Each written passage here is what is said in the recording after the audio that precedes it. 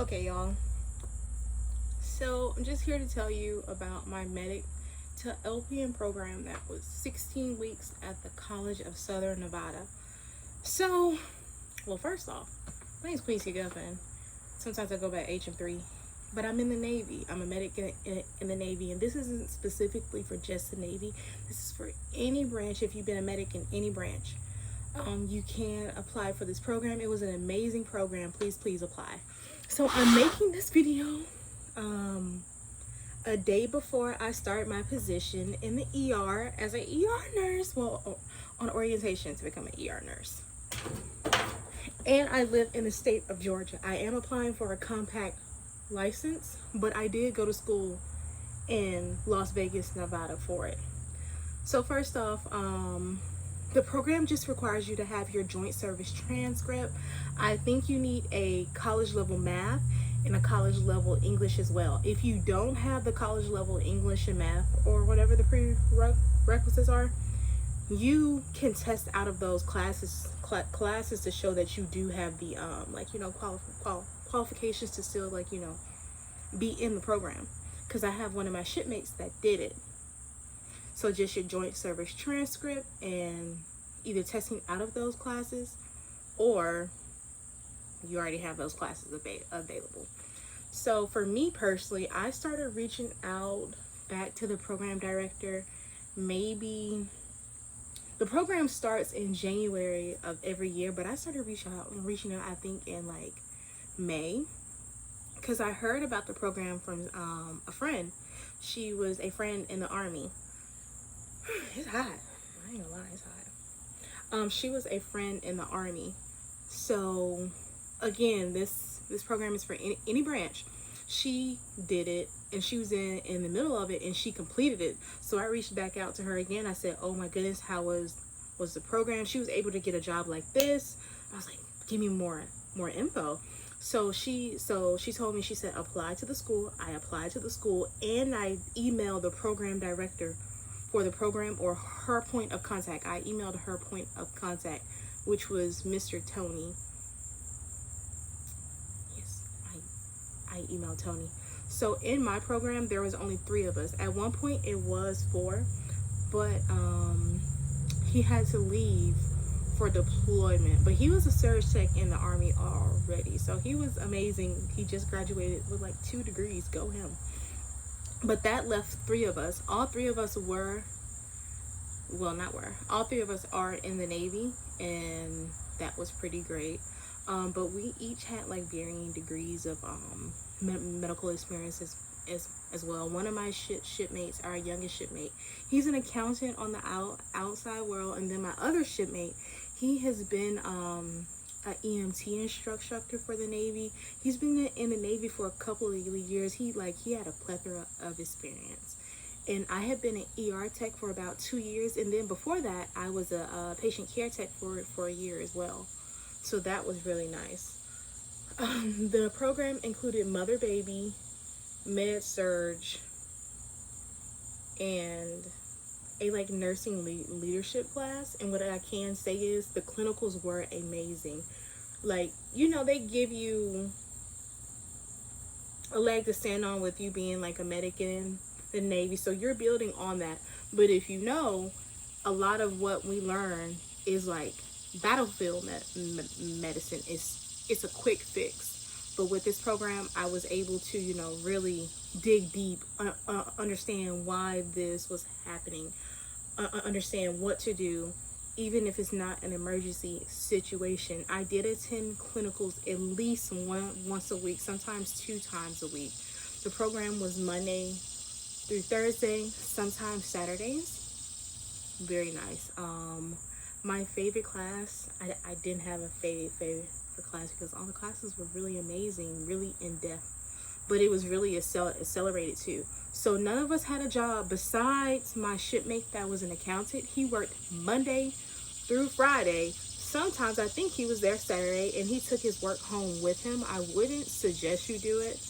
It's very, very, very hard. Like he barely slept. He was on it, baby. But hey, he was out there with us. Yay!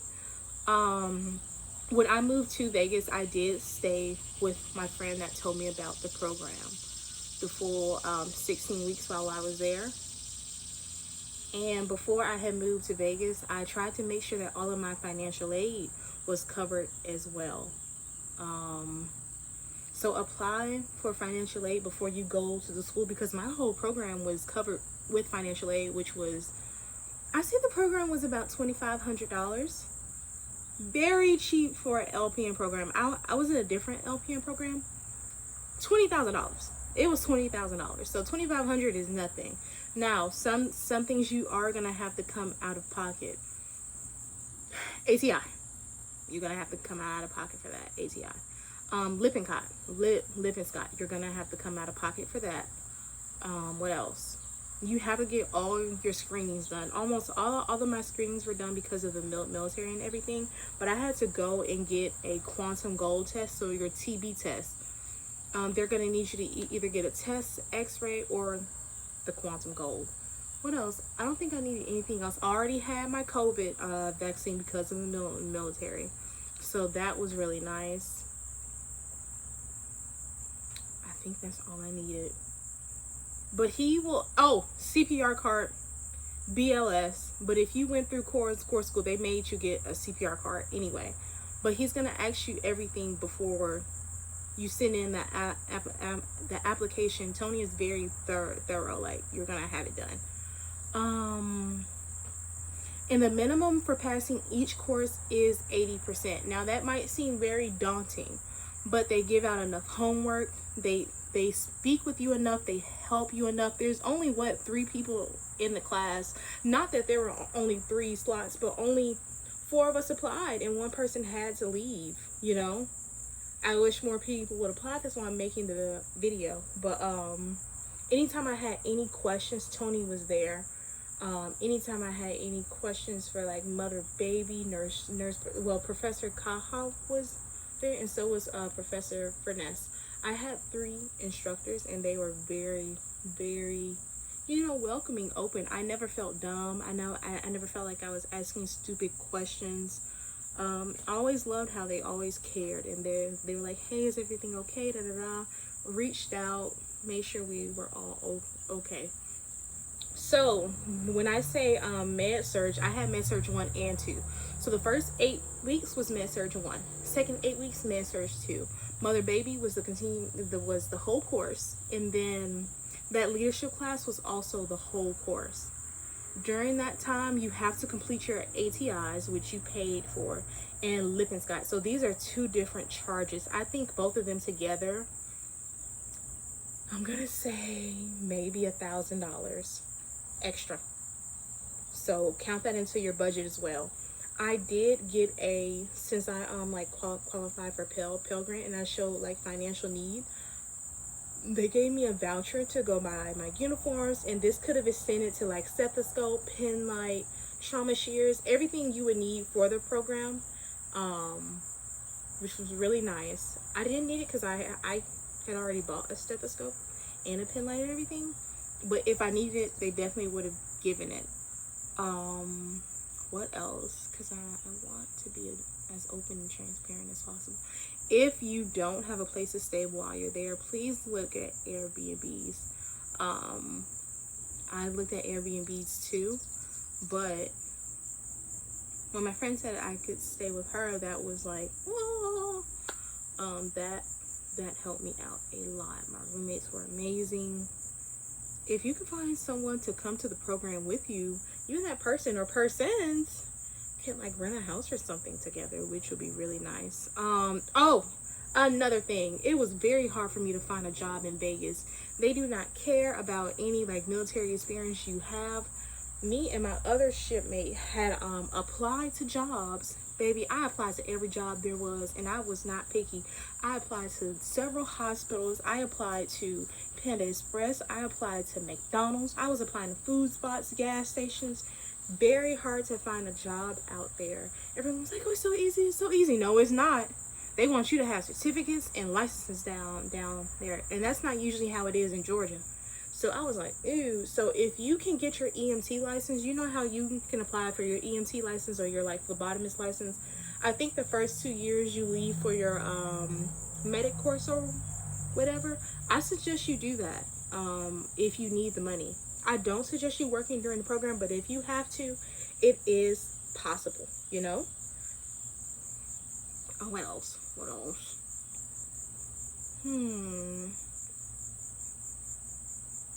So another thing, when it came to preparing me for the NCLEX, we did use ATI, and that was already paid for the program. And I think they had, what was it? What was it? A 2-day review or a 4-day review? They had that lady come out and we did the ATI review. You know, if you don't pass the first time, they'll pay for you to retake the NCLEX, which was really cool. Also, please look on your I think it's called Boopers Online for the Navy, but other places,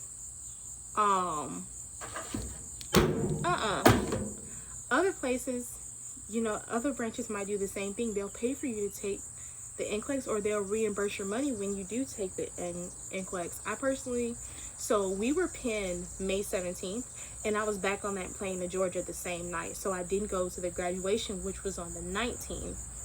But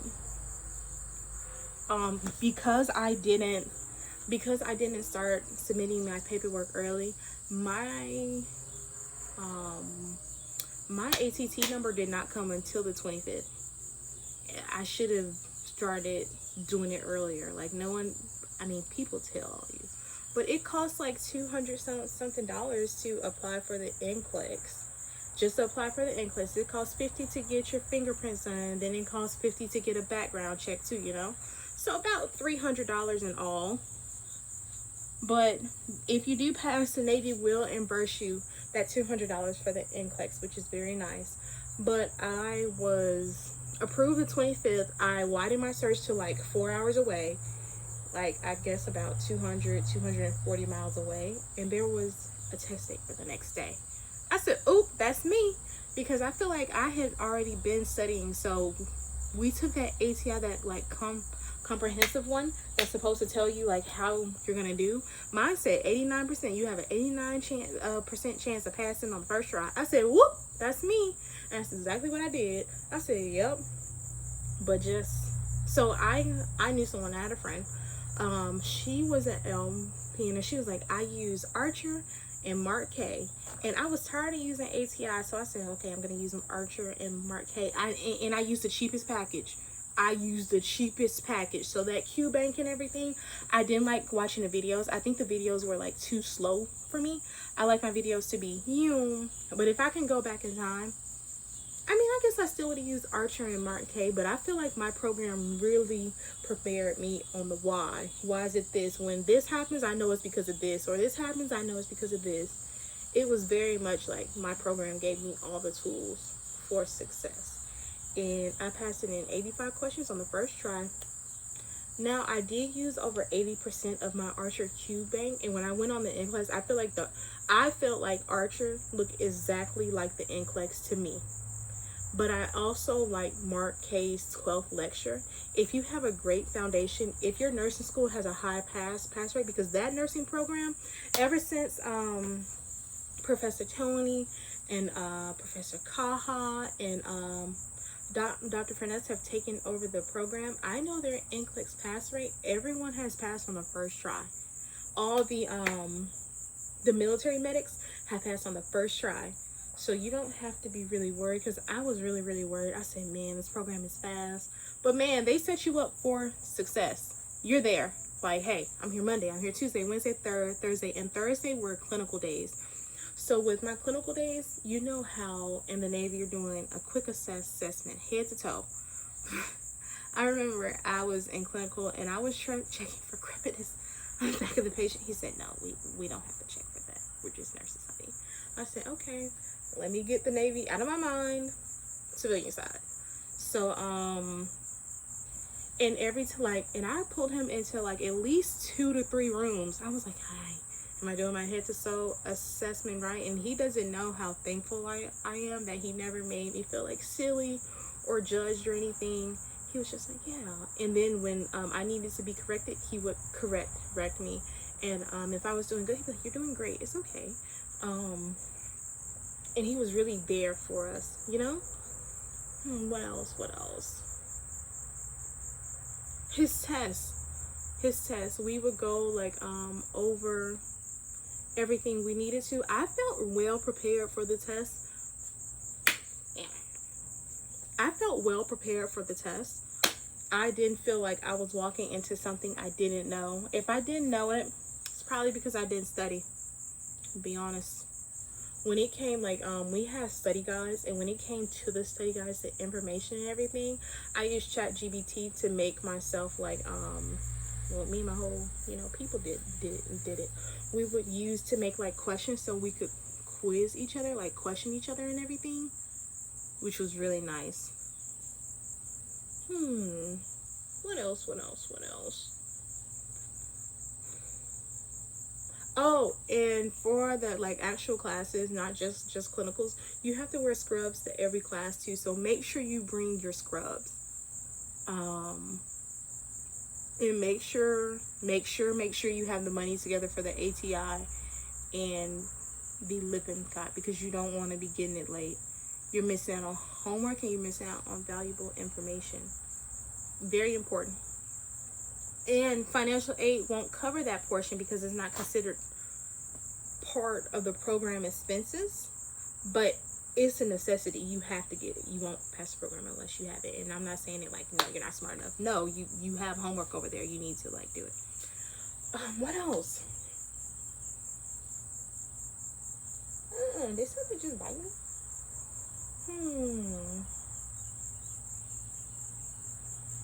My mommy baby class was amazing. I feel like that was the easier class for me because I'm already a mom. I have a toddler. She's 2. And while I was in Vegas, she was not with me. She was actually with her dad, and I felt like it was better for her to stay here in Georgia, which is, her home state and everything. That's where her support system is, aka her dad and her family and everything. So that was okay. I missed her a lot, but I knew she was in safe hands. It's gonna feel long when you're in the program, but it's not a long program. The reason I was able to survive while I was there, I used all my tax money while I was there, and I used the school refunds. And when I couldn't like afford to eat and everything, I would go like to the school pantry in the Coyote Closet, and those are like systems there to help the students and everything. Cause baby, I did not have it. I had to pay rent and everything too. It was terrible. It was terrible, but it was doable, and I did it. And now I have my LPN license. It's a single state license because when I was applying for the license, I didn't know how to apply for a compact license. I'm gonna be honest. And the girl who told me about it, she was like, "Oh, sometimes they'll just give you a compact license." I said, "Oh, okay." They did not give me a compact license, but that's okay, baby. I can apply for it, and I passed. The reason why I didn't try to get, how you're able, like medics are able to get a LVN license in California. The reason why I didn't get that one is because, first off, they want you to have worked in the clinic, which is understandable, but I had never worked in the clinic. I am strictly a reservist. I am a critical care tech. Well, I was a critical care tech in the ER, which allowed me to do blood draws and Foley's and all that good old jazz, but it did not allow me to get that clinical experience, and like I was not passing medication, which is what you needed. And with that license, it only applies to the state of California. With this license, because it is through a real school, the College of Southern Nevada, not only does Southern Nevada have an LPN program, they have an ASN program, and they have a bachelor's program as well.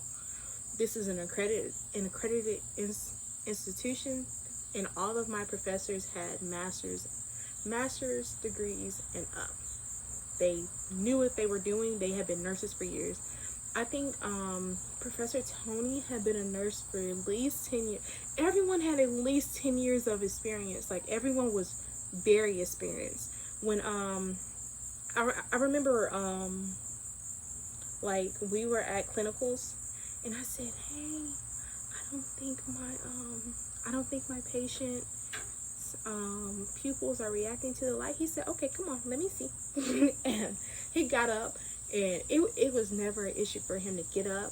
for us to ask questions. Oh my goodness, but one thing I hated, I hope he doesn't see this, was that clinical worksheet. I hated those clinical worksheets. Oh my goodness, every medication for like because you had to like have like certain patients for you, every medication. And I understand why. You have to say why you're giving them medication, how many times you're giving them medication, the times you're giving the medications, what this medication is for, what adverse effects you have to look for this medication, the different names for this medication. It was a lot. And if that patient had medication after medication after medication, it was like, but he was like, no, you need to know all of this. You are not just going to be giving meds to give meds. And he was right.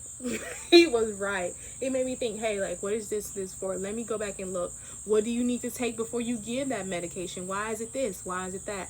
I remember I had told him about a patient, and I went and showed him the medications for that particular patient. I said, well, the nurse told me we're holding this med. And he said, why? And I was like, because he's been going to the restroom a lot. And he had 2 different types of medication. Well, the patient was in liver failure, right? Was it kidney failure? It was one of those. And he was like, okay, let me go speak to the nurse. He went and spoke to the nurse, and the nurse was like, I'm holding it because of this. He was like, no, we shouldn't be holding it because of this. Because the patient, it was kidney failure. The patient has to get rid of that ammonia that they're holding on, because when you're in kidney failure, how is your body getting rid of everything? It's not. It's holding on. And he was like, no, we have to keep it. And she was like, oh my goodness, yes. Actually, she was a student in the program too, but she was from a previous cohort, and she was like, Tony like knows what is going on. Like, he wasn't just sitting there. No, Tony was watching us. He was like, you did not see me go into a patient's room without hand hygiene, and when I come out, hand hygiene again. They were like, oh no, you have to do that. I said, yes I do. Yes I do. And my clinical instructor is watching. I don't know where he is, but he is watching, and he is not playing. They all were just so amazing. We spent most of our time with Tony, because not only was he our like med surg instructor, he was the class that we had the most, and he was our clinical instructor as well.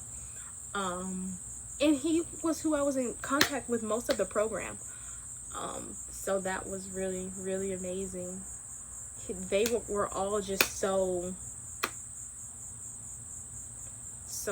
amazing, like so competent. Like, they knew exactly what they were doing. They hadn't been nurses for a few years. They had been nurses for a while, like a while, you know. But they never made me feel silly. He was like, I never want anyone to feel like we're bullying them or anything like that. And usually when you hear stuff like that, you're like, well, what's going on?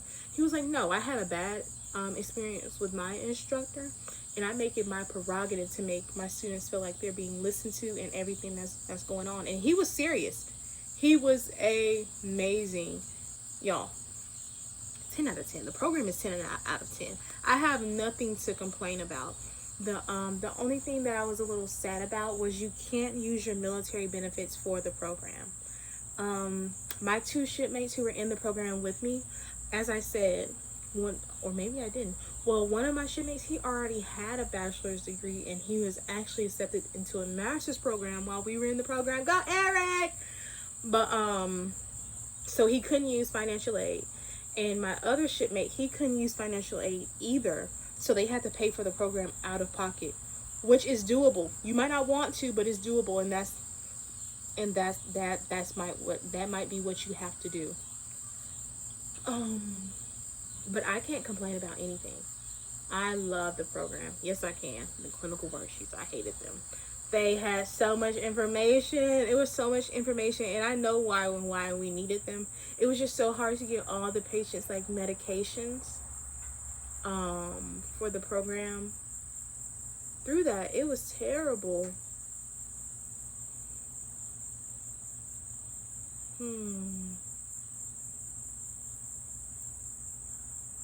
I'm trying to think of anything else for the program.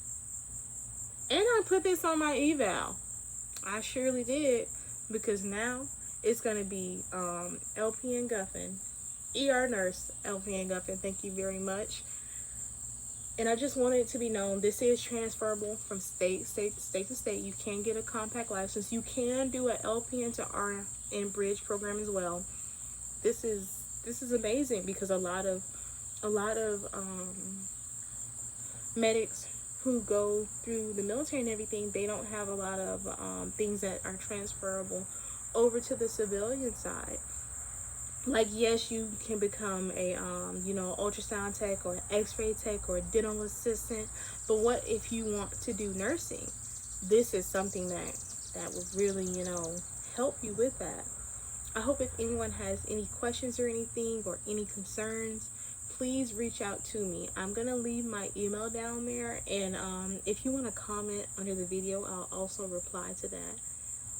I hope everyone finds this information helpful and useful, and I will also leave the link to the College of Southern Nevada there, and I hope you all have a great time. Bye.